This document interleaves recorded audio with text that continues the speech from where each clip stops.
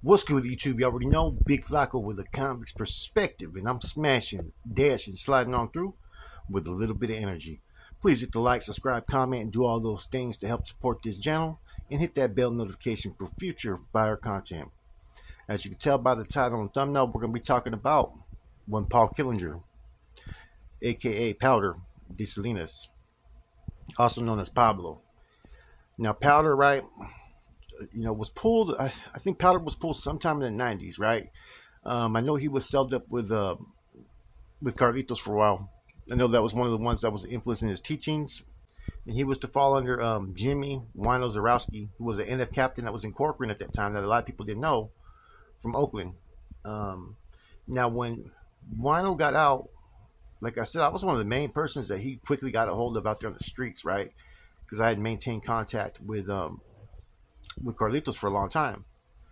At that time, I think Carlitos was going by, I believe, it wasn't Rachel. Rachel was actually it was Teresa. He was going by Teresa. I do remember now. And so I was in contact with Teresa, codes, you know what I mean? And sometimes just basic conversation, right?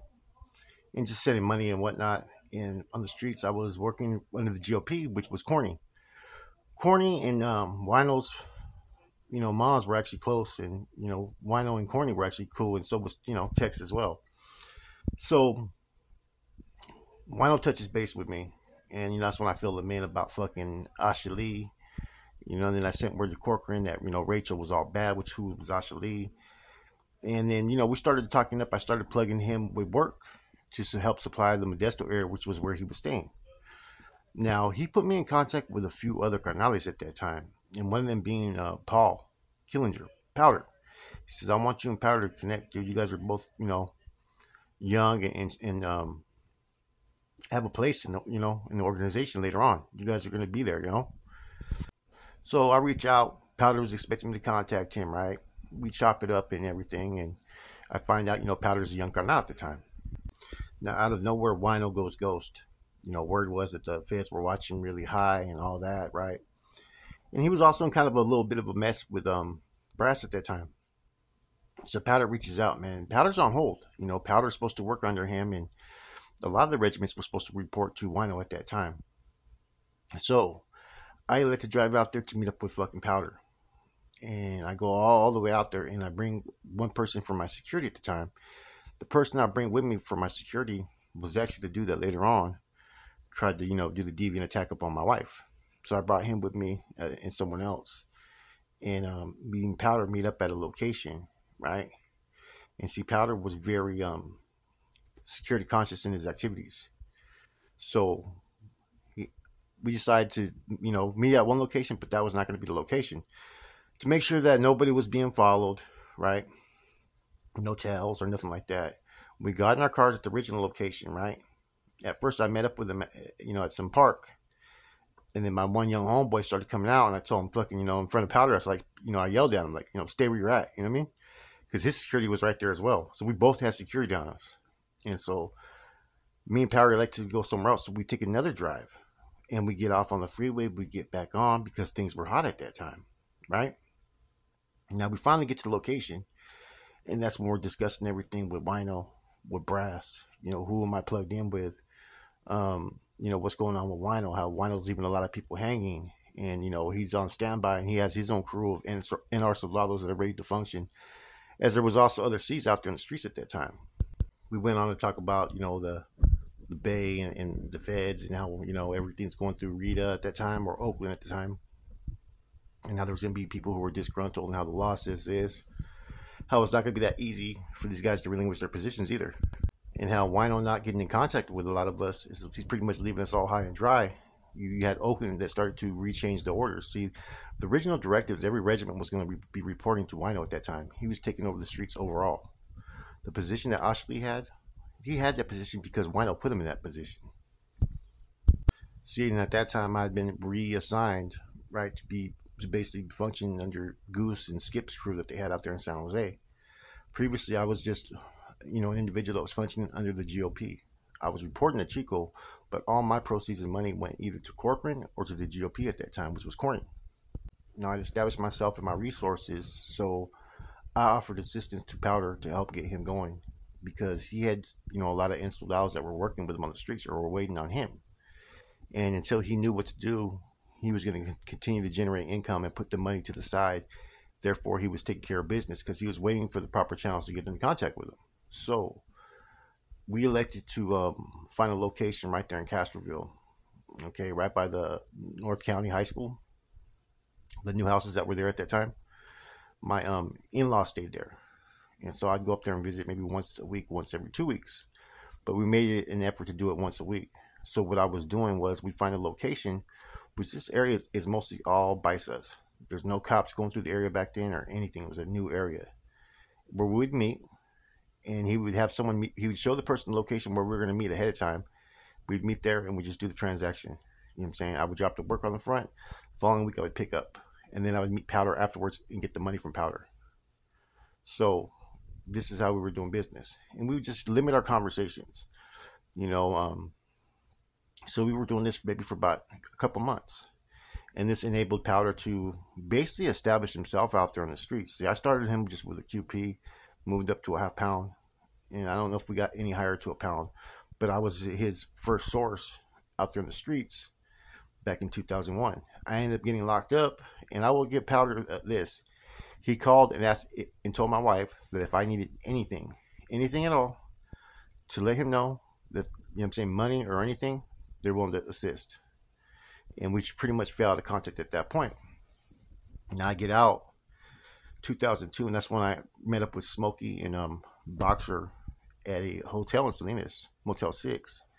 And I arrived with J-Lo, Bobby Silent's wife, and Gonzo from Livermore, right?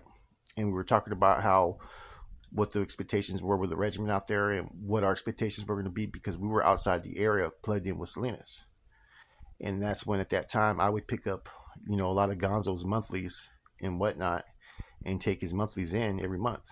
And they had the homeboy Mo hook up Gonzo with an apartment, all kinds of stuff. Like I said, they were assisting the homeboy Gonzo with what they could because I was already established. I didn't need assistance.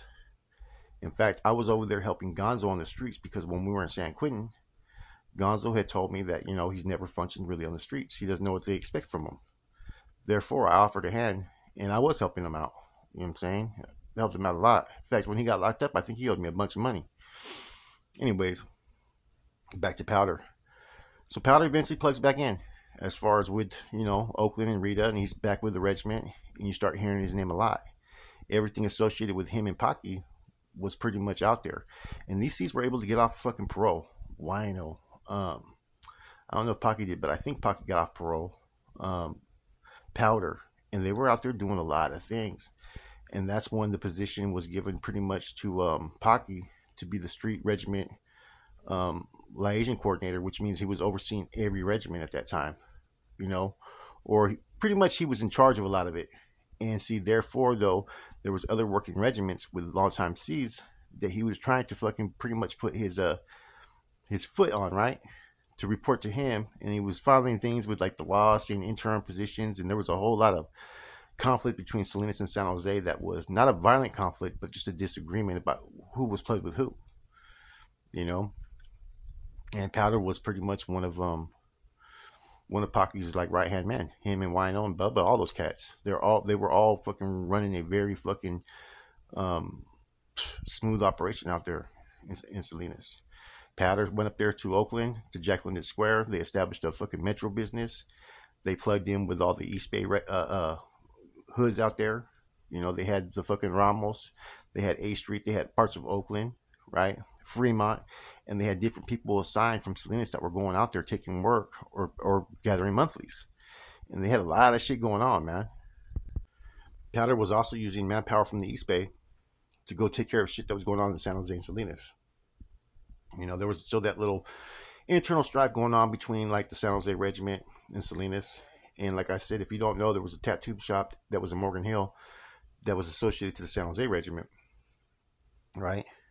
Now, Powder went to go talk to them for like the final time, and he brought with him two soldados, one Nick Nunez and one Gonzo from Livermore, right? One's from the Ramos, one's from Livermore, and gave them straps, said, look, If I don't come out by this certain time, come up in here and lay this whole fucking place down. If you gotta start shooting, shoot the whole fucking place up. That's the kind of dude Powder was. Powder didn't play around. And so he went up in there and pretty much laid down the law. And they pretty much conformed to Salinas' fucking authority at that time. Since then, Powder's been a long time gone now for a minute. And he's schooled by those old hardliners. He ended up taking, I think, 300 and some years. And, he still had his, illicit activities. He was, continuing to have operations. He was one of those dudes that you looked at. He was only like 5'5". He wasn't a big dude, man. He wasn't no big fucking, all fucking tatted down muscular dude. He looked like a little Weddle, right? And, I remember he had a star on his forehead. But he ran a fucking strict fucking program, man. Later on, recently, in like the last few years, there's been allegations of misappropriation of funds, with his ties to NOR records and other business things. There was somebody that came up a little bit short that, he had to answer for. And I know he was on freeze for a minute. I think he's since been cleared. I'm not 100% sure. But he was definitely tied into some things that were going on with the NOR, you know what I'm saying, records over there in Mexico, as well as some of the financial decisions that were being made. The one thing I will say about fucking Powder is he did run a fucking strict fucking program out in the streets. He wouldn't even let his fucking squad members that were picking up work for me even talk to me. They were not allowed to say shit. One time, one of them asked for some better quality of work, right? Because I think the last batch was pretty bad. It wasn't bad, just wasn't as good as it usually was. And he complained. So I told Powder. Powder got fucking heated. He said he ain't supposed to even talk to you, acknowledge you, or even know anything about you. He goes, I'm gonna fucking let him know. And I think it was fucking Gremlin, because I think I knew him from fucking San Quentin. Gremlin from Salinas has a big old NR on his neck, I believe, if it's the right individual. But Powder was somebody that I was able to communicate with. In the short time we did business together, man. You know what I'm saying? Afterwards, we didn't have no need for each other. When he was over there in Salinas with fucking Gabe and other cats, there was no need for me to have any type of interactions with him because he was part of that reg. I was part of this reg now, But he did plug in eventually. I think in around 2003, he got back in line. And I think in 2003 is about around the time when Pocky got out. One thing though about him though, he didn't play like I said, man. But the people he was, in contact with, where he got a lot of his schooling from, right, outside of the homeboys from Salinas, were all dudes that I personally knew. So it kind of made it a little easy to interact with him, man. I don't think he's ever going to see the streets again, so his life is behind the walls. That whole circle from Salinas during that time frame from the 90s to the 2000s, they're the ones that are in the feds now. Beside, when you think of the original leadership, you think of, of course, Corny, Pinky, Skip, and all that, right? But the dudes underneath them are the ones that are pretty much the new lifeline, the new blood that's still working under these carnals. People like Bubba, Wino, Baki, Powder, Jerry, all these individuals. And then they got a couple other people that are new from different cities who got caught up in the same cases, man. So you're going to be hearing a lot from these individuals, throughout the years as you continue to see the power struggle between the state and the feds. If it continues to exist or if one side gets in line. With that said, this is Flacco Convict's Perspective. I'm out.